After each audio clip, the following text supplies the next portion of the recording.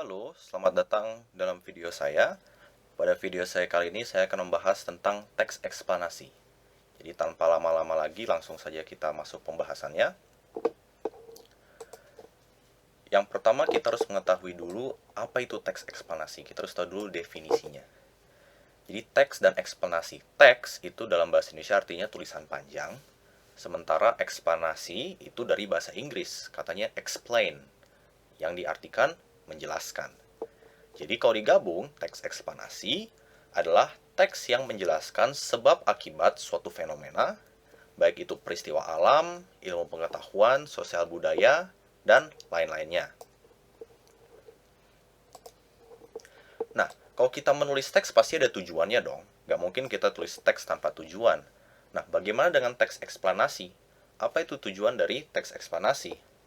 Tujuannya itu untuk memaparkan kepada para pembaca proses dan sebab terjadinya suatu fenomena.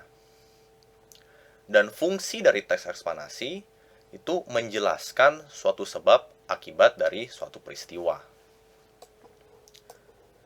Nah, kita sudah tahu definisi teks eksplanasi, kita sudah tahu fungsinya, kita sudah tahu tujuannya. Sekarang kita akan masuk ke struktur dari teks eksplanasi. Jadi bagian-bagian dari sebuah teks eksplanasi itu apa aja sih? Kita lihat bersama-sama. Di sini teks eksplanasi dibagi menjadi 4 bagian. Yang pertama ada pernyataan umum, yang kedua deretan penjelas, ketiga interpretasi, dan yang keempat simpulan. Nah, kita akan menjelaskan secara lebih rinci satu-satu dari bagian-bagian struktur ini. Yang pertama ada pernyataan umum. Pernyataan umum itu adalah bagian dari teks eksplanasi yang berisi latar belakang dan tinjauan umum dari topik yang akan dibahas. Nah, jadi kan setiap teks eksplanasi ada topiknya, dan di pernyataan umum ini dijelaskan dulu latar belakang dan juga definisi-definisinya. Seperti kita lihat di poin kedua ini, ada definisi, ada juga klasifikasi yang termasuk dari definisi begitu. Terus ada sejarah mungkin lebih masuk ke latar belakang ya, dan juga asal usul juga masuk ke kategori latar belakang. Nah, ini adalah bagian-bagian dari pernyataan umum. Yang kedua, di struktur teks eksplanasi ada deretan penjelas. Nah, jadi deretan penjelas ini berisi rincian proses atau sebab gitu, penyebab terjadinya suatu peristiwa. Nah, karena deretan penjelas itu pasti panjang. Kalau misalnya ada proses sesuatu kejadian dan bisa penjelasannya sangat panjang, jadi boleh lebih dari satu paragraf. Jadi dibagi-bagi gitu secara kronologi atau secara sebab akibat.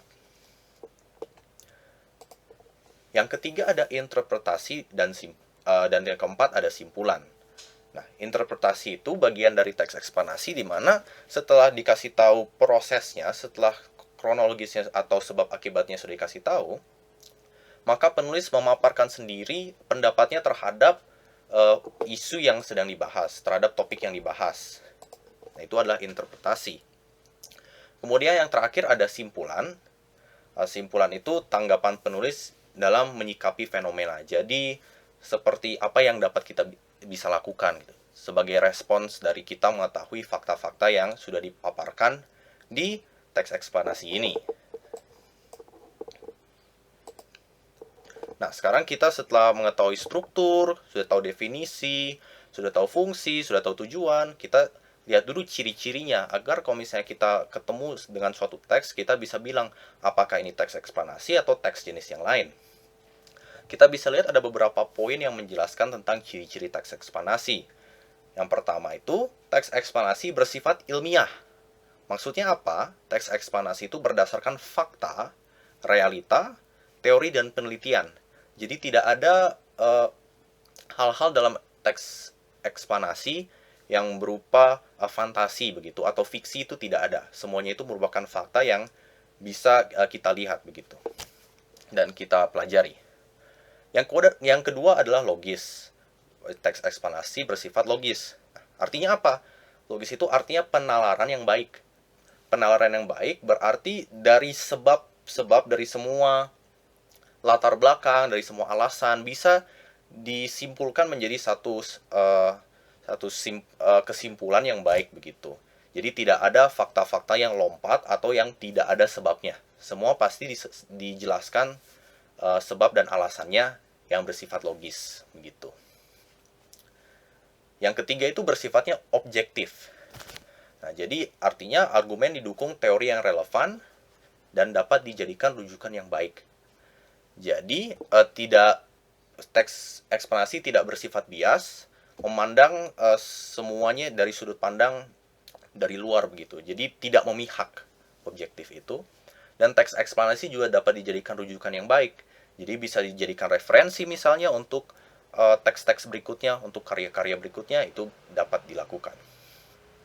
Nah, 2 poin terakhir ini sangat penting. Teks eksplanasi bukan teks persuasi. Jadi tidak ada kata-kata yang mempengaruhi pembaca, yang berusaha meyakinkan pembaca sesuatu, itu tidak ada. Yang kedua, teks eksplanasi bukan teks prosedur. Mungkin ada urutan kronologis, tapi itu bersifat alami gitu. Jadi kejadian-kejadian dalam teks eksplanasi itu bersifat alami dan tidak disadari. Artinya kita berjalan saja di dalam. Kita tidak harus dipaksa untuk melakukan sesuatu, itu tidak ada dalam teks eksplanasi. Semuanya terjadi dengan alami. Lalu biasanya melalui jangka waktu yang panjang. Begitu. Nah, berikutnya kita akan melihat kaidah kebahasaan. Jadi unsur-unsur kebahasaan apa saja yang biasa kita lihat dalam teks eksplanasi gitu. Nah, kita melihat bahwa ciri-ciri kaidah kebahasaan dalam teks eksplanasi itu ada 2, yaitu bahasa yang dipakai adalah bahasa baku. Jadi bahasa Indonesia yang baik dan benar menurut ejaan yang disempurnakan. Dan yang kedua, teks eksplanasi selalu dimengerti oleh kalangan umum. Jadi tidak pernah hanya untuk satu golongan saja gitu teks eksplanasi. Teks eksplanasi harus bisa dimengerti oleh semua orang yang membacanya. Nah, sekarang kita akan melihat uraian dari kaidah kebahasaan. Ada 6 unsur-unsur yang kita bisa lihat dalam teks eksplanasi. Yang pertama adalah kopula. Kopula itu adalah kalimat yang menjelaskan definisi. Misalnya, ini adalah apa, definisi begitu. Ini merupakan sesuatu-sesuatu.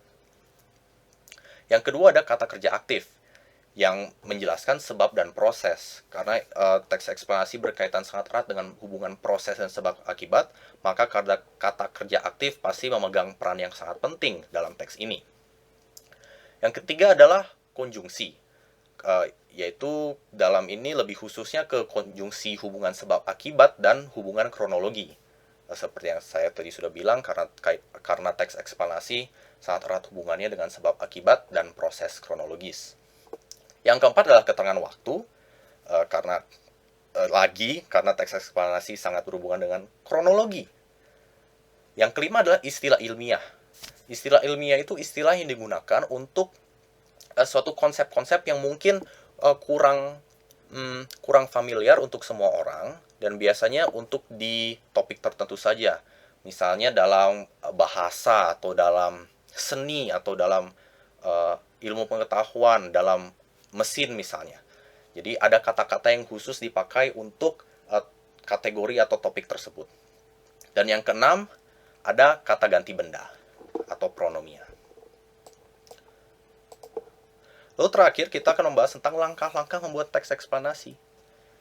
Bagaimana kita membuat teks eksplanasi? Yang pertama kita buat dulu rancangannya. Kita buat dulu poin-poin dalam setiap paragraf apa yang kita akan buat. Dan yang kedua kita harus tentukan topik. Topiknya tentu harus menarik supaya teksnya menarik untuk dibaca. Yang ketiga mengumpulkan referensi, mungkin dari buku-buku lain atau dari teks-teks lain juga boleh, untuk menambah pengetahuan dan agar datanya tidak salah.